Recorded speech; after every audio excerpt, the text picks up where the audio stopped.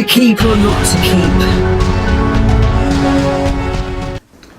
Hey guys, I'm Justin. I'm Leigh. Together we own Horrorland Media, and we're back today with a brand new episode of To Keep or Not to Keep. So let's not waste any time. Let's get into our watches. We don't have near as many this go around as we did last time. We had Nashville Full Moon, so we've had a convention. We had a weekend of shopping included in there. So our weekend days where we usually knock out a lot of movies, we didn't have those this go around. But we still managed to have a pretty decent stack. I watched some things alone, so we'll go over those first. First up here is The Howling Reborn. This is basically, they tried to revamp the Howling series. Essentially what this is take the Howling horror movie and hype it up as the MTV Teen Wolf series, but still call it The Howling, and then fit the entire series into a movie. It was not good. The acting was fine, but the story just wasn't there. I did not care for this one. Vote to sell. Next up, Butcher Baker Nightmare Maker. So this one is insane. Essentially, kid is very good at basketball. He's trying to go to college, trying to get a scholarship, and he has a girlfriend, and basically every which way he turns, his aunt tries to keep him at home. She's putting drugs in his milk to like knock him out. That way when he's playing basketball, he like can't function. He's getting dizzy. It is absolutely just bat crap crazy. This is the Severin 4K. I actually didn't dislike this one. It was a little slow in parts, but definitely not what I was expecting, and I did actually enjoy this one, so vote to keep. Next up, A Vinegar Syndrome. I've been trying to watch Vinegar Syndrome alone because I know Leigh doesn't really care for them. So this one is The House Where Death Lives. This one is extremely slow. It is extremely convoluted. It's a very hard story to follow. Basically, this live-in nurse gets asked to come to this big, sprawling estate, and murders start happening, and it's almost like a whodunit because there's different people. There's like this mentally, we'll call him mentally handicapped person that kind of lives in the basement. And then there is like this rich man that she's working for. It's like his brother or his, I don't even remember at this point because it's been a while since I watched this. But yeah, it was just very weird, very convoluted. This is definitely one, if you're in for a slow burn, it was probably be okay. I mean, it just wasn't for me though. I'm not real into those slow burn kind of things. So this one, vote to sell. These are out of order. So right here from TerraVision, you guys remember I showed this one off picking it up from Atlanta. This is the WNUF Halloween special. This one was fun. I'm glad I watched this alone though because Leigh would have hated it, but I actually really enjoyed this. Essentially what it is a videotaped newscast of this a newscaster. He is getting ready on Halloween night to go in with these paranormal investigators into this house, and they are going to investigate some murders and disappearances and things like that. And it is all the commercials, like you've got the newscast, and you've got the commercials that would have shown around that time. It's just nostalgic. It's really cool the way that they did it, and I actually really enjoyed this one, so vote to keep.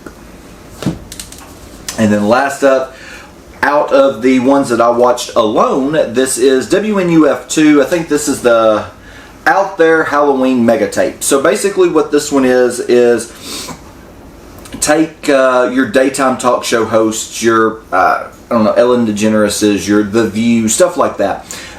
You take those, and that's what this is. This woman has a talk show. She's interviewing people on Halloween. And then a year later, she has kind of lost her job as the talk show host, but she is now hosting this Halloween special, trying to figure out if aliens are real or not. They harken back to the original. It's the same way. It's an old television broadcast. There's commercials. There's the whole 9 yards. Not anywhere nearly as good as the original, the WNUF in my opinion, but still really enjoyable, so vote to keep. Alright, ready to get into the next one? Let's go. So this is the stack that we watched together. Again, Mute Witness, 30-minute rule was put into effect. This is the Arrow 4K. I actually cheated on this title. I did not buy this for me. I bought it for the convention, and then something we were watching, I honestly don't know who it was, but they mentioned this, and I was like, I've never seen that, let me check it out. This one has a lot of, are they Russian? I think so. I'm trying to read here. Anyways, it has a lot of other language in it. It's a very big language barrier. Everybody knows me, I don't care for movies like that. Essentially, though, this girl, she is mute, and she is working on the set of this movie, and she actually winds up seeing a real-life murder, only she can't tell anything about it because she's mute. And so kind of the killer comes after her. Cool premise, cool concept, but I didn't like the execution because of that language barrier for me. So I think we watched, again, 30-minute rule was in effect on this one. We watched about 30 minutes and we took it out. So for me, personally, vote to sell. Agreed. Next up, we're going to do these three together. I'm not going to go very much into detail on these. If you guys want more detail, tune in Thursday night as we will, or Thursday morning is when that will be uploaded. It will be the Sleepaway Camp deep dive with all four of us. Carl and Eric join us for that one. The Sleepaway Camp movies, though, we watched these basically over the course of 2 nights, all 3 of them. They were fun. They're campy, no fun intended, but they are what they were supposed to be. And while they don't necessarily hold up, which again we talk about in that episode, they were still super fun. So as for me, Sleepaway Camp 1, you've got Sleepaway Camp 2, Unhappy Campers, and Sleepaway Camp 3, Teenage Wasteland. All 3 of these I have to vote to keep. Okay. Again, you guys want to know more about that, tune in Thursday, check back, again, hit that bell notification, then you'll know whenever we upload that. That's a fun episode that will be out this week. Next up from Arrow Video, we do have the 4K for Invasion. This one was really cool. Actually really enjoyed this one, and I think you said you did too. I did, yep.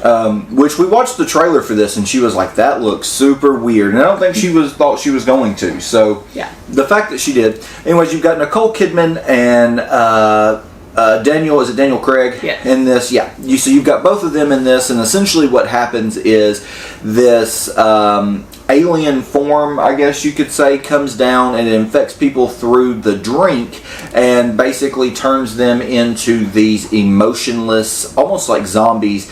And basically what they're trying to do is they are turning Earth into a place that has no violence, no arguments, no anything. Everyone just kind of walks through life. And Nicole Kidman's son actually winds up being immune to it, and so they're trying to basically go after him. They're trying to, get her to kind of become one of them, and they're trying to kind of put him out of the picture, and everything that goes along with it. So this one, pretty good though, for what it was. Again, I vote to keep.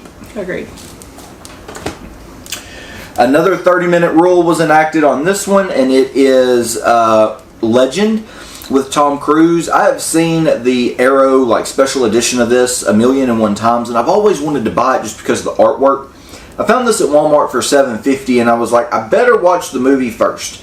And I'm glad I did, because I did not care for this. When I bought it, I thought it was going to be like Labyrinth or Dark Crystal, something like that, and it's not. It's much more fairy tale oriented. You've got the unicorns, which are like the bringers of light, and then you have these basically group of bad people, bad ogres, I don't really know what they are, but they're basically saying, hey, you have to bring me the horn of a unicorn and then we can end light forever and live in a world of darkness. It might have gotten better as we went along. This one is one that I'm sure, I have no doubt, is high on story. It may have gotten better as we went along, and that first 30 minutes we watched were a pretty hard trek, so for me, unfortunately, I have to vote to sell. Agreed. Down to the last 3 here, we have Venom: The Last Dance. This is the end of the trilogy here with Tom Hardy. Everyone hates on these movies because of what they are. You're not going to get a cinematic masterpiece in Venom as far as them being fantastic, great movies. They're fun movies though, and that's all that matters. And I enjoyed this one. Everybody, when this one came out at theaters, they bashed it. They said it was the worst of the three.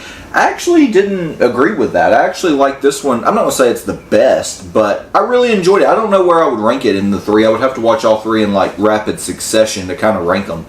But I had fun with this one. Basically, you know Venom is coming to an end. He basically is all these people are after it, trying to take it. What is it? It's like this alien life form, I guess, has come up from the underworld and is trying to take Venom back, because if it does, it's like all powerful or something. Mm-hmm. Overall, I mean, again, though, pretty fun. Tom Hardy gives a great performance, as always in these movies. I really enjoy it. It's really sad there at the end. I can't lie. I mean, I didn't cry, but it's still sad. But Venom Last Dance, again, I have to vote to keep. Agreed. Look at us agreeing. I know. This might be the first episode yet we don't fight. Next up, Kraven the Hunter. So I really have a lot of mixed emotions on this one. This one has Russell Crowe in it. Basically, Kraven is a... I'm trying to think of how to word it. He's not really supernatural, but he's... Yeah, so the dad is like a hunter, but he's also kind of like a bad guy, like a mobster or whatever. And so he loves hunting. So he takes Kraven and his little brother hunting, and Kraven actually winds up getting attacked by a tiger or a lion. A lion. And it actually gets like blood in his bloodstream, and it kind of mixes together, and so he becomes like almighty. He becomes almost like king of the jungle, almost, with super strength. He can like run up the side of buildings, stuff like that. And he basically moves away. He leaves home, and all these years later he comes back to fight his corrupt father, and the stuff that kind of ensues. Of course, you do have the Rhino in this. I really would have liked to have seen and maybe they still will, but I would actually like to see Kraven against Spider-Man with a Spider-Man standoff movie, standalone. These movies where they're bringing all these characters out of the woodwork that are in like the Spider-Verse or in whatever, but they're not having Spider-Man in it. I don't know, I kind of have mixed emotions about those. But overall, I thought it was pretty well acted. I thought it was pretty decent. I would vote to keep this one. Agreed. I liked it. And then ending right here with a Scream Factory 4K, this is The Stepfather. So this one is super, super, super good. And I have to honestly say, when we watched the trailer, I was like, this is one of the rare instances where I personally believe that the remake is going to be better. But man, when we watched this, I couldn't have been more wrong. This is a fantastic movie from start to finish. Everything about it, there is not one thing that I disliked about this movie. You have Terry O'Quinn, who is just absolutely amazing as the lead here. Basically, he moves from family to family trying to find the perfect family. And once they kind of find out that he's a monster, he kills them and moves on to the next one. And kind of the unraveling of that. And this one's really good at depicting, he's done this so many times, he's lost sight of who he is. And just super, super good. I actually have part 2 of this ordered on DVD. It should be here sometime next week. So I can't wait to check that out, because it actually has Terry O'Quinn in it again. So I guess it's kind of a follow-up. I think there is a 3, but they lost him for the lead. So I do look forward to checking out part 2. Regardless, though, we're here to talk about part 1. Absolutely loved it. Definitely vote to keep. Probably the best one on the table for me. I don't know if it's the best one on the table, but I would vote to keep. It was good. What was your best one? Invasion? Probably. Yeah, Invasion was pretty good. But anyways, so that is what we had this week. Like I said, kind of short and sweet. We've got 2, 3, 4, 5, 6, 7, 8, 9, 10 that we are keeping. We have 4 that we are getting rid of. As always, we'll run back through those. We have Legend, Mute Witness, The House Where Death Lives, and The Howling Reborn.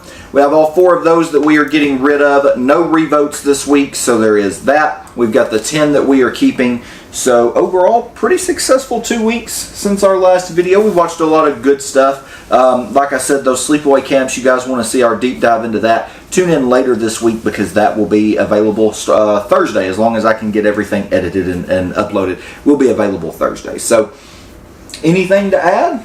No, I'm good. All right. Well, then that's going to do it for us this week. We'll get out, leave you with a short one, get out short and sweet. But as always, hit the bell notification. Make sure that you follow us here on YouTube. Definitely check that description box down below on this video and follow us on all the social medias. Again, we've had several new people follow us from the Nashville convention. So if you're new to the channel, thank you for the subscription. We hope that you enjoy the content that we put out. Drop comments. Let us know what you guys would like to see. If there's a specific movie that you think we need to check out or review, definitely leave that below as well. So if she has nothing else to add, I'm done with my spiel. We'll catch you next time with a brand new episode of To Keep or Not to Keep. And again, don't forget that episode of Welcome to Horrorland this week. It's a fun one. You'll definitely want to check that one out. We'll catch you next time, guys. To keep or not to keep.